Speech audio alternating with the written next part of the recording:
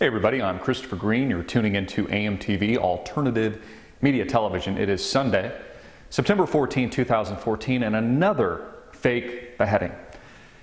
British citizen David Haines killed by ISIS. And at this point, these fake beheadings are growing tiresome and less entertaining by the hour. Again, I like to piss people off, the general public, by asking critical questions, just thinking out loud here. And this is something that America and all Britons should be asking themselves. Why would ISIS, an entity that is winning the war in places like Iraq and Syria, dominating that part of the world right now, creating the caliphate that they've envisioned, taking over vast swaths of land and militarizing this area, instituting the radical Islamic law that they intend, why in God's green earth would they be antagonizing the giant that makes up the West, America, and this part of the world, only so that they could be attacked? I asked the same question when the shenanigans in Syria were taking place around the falsified Ghouta chemical attacks, which we learned that the United States, although it was blaming Bashar al-Assad and his government, because of course Assad has always been the target of the United States, and that's why they've been propagandizing these events. Why would Assad, who's winning his own war in Syria, taunt America with a chemical attack, this humanitarian crisis at the time that America was pitching to us? Why would he do that only to meet his own demise? Only to antagonize America so America could just conveniently attack him and his country. And again, there is no reason why Assad at the time would do that. If he was winning his own war, he's not going to encourage his own doom. Just like ISIS, there's no reason for them to encourage the United States to attack them. They're winning in this part of the world right now, and it's exactly why these beheadings and these fake killings are what they are, fake. And they're being used as propaganda by the United States federal government in order to justify Barack Obama's war. A president, by the way, who's lied to us on every level imaginable. Again, running in 2008 on a campaign of hope and change and anti-war in Iraq. Now is at war in Iraq. He's also at war in Syria. He's been in war and at war with Libya. And as Pope Francis mentioned over the weekend, this is piecemeal World War III.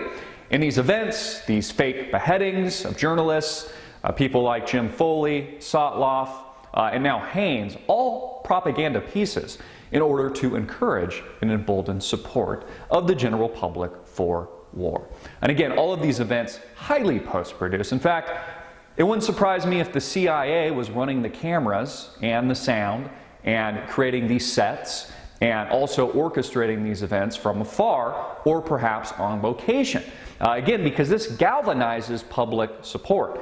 There's been independent third-party forensic analysts that looked at the original Jim Foley beheading and called it a fake. Now, it's not to say that these people weren't killed, tragically, and that Jim Foley isn't tragically dead, Sotloff tragically dead, Haines tragically dead.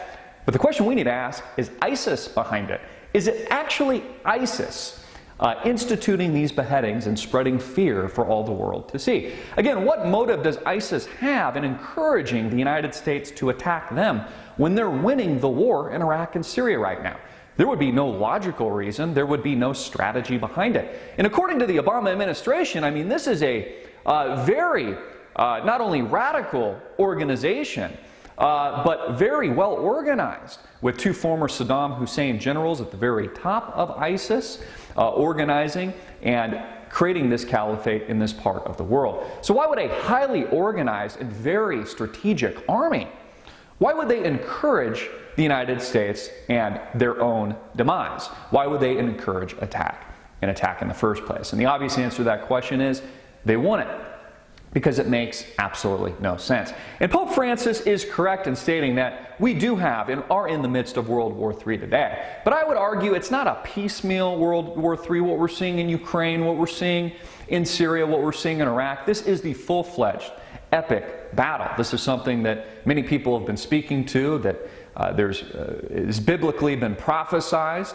that historians point to. Whether or not you're coming from a religious perspective, an economic perspective, a spiritual perspective, a sociological perspective. All of it is leading to the same event, which is what we are engaged in now. Not only massive propaganda campaigns on both sides, but a full-fledged epic battle, the World War.